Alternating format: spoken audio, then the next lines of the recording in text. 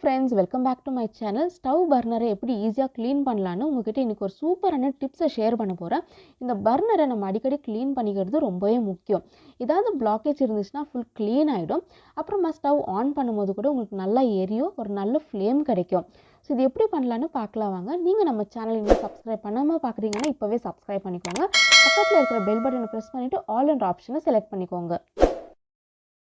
First ஒரு சின்ன பவுலில் கொஞ்சமாக தண்ணி எடுத்துக்கோங்க. அதில் நான் இப்போ கொஞ்சமாக புளியை சேர்த்துக்கிறேன்.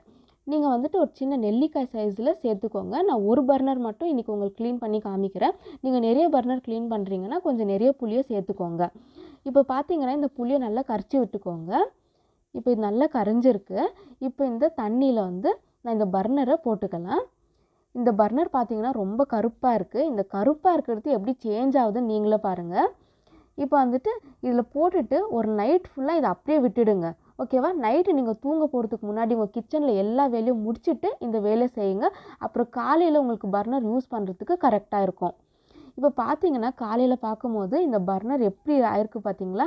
அந்த கருப்பாக இருக்கிறது எல்லாமே ஃபுல் க்ளீனாக இருக்குது.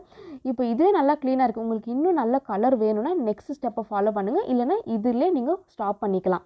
நெக்ஸ்ட் ஸ்டெப் என்னென்னா ஒரு சின்ன பவுலில் கொஞ்சமாக டூத் பேஸ்ட்டு போட்டுக்கோங்க.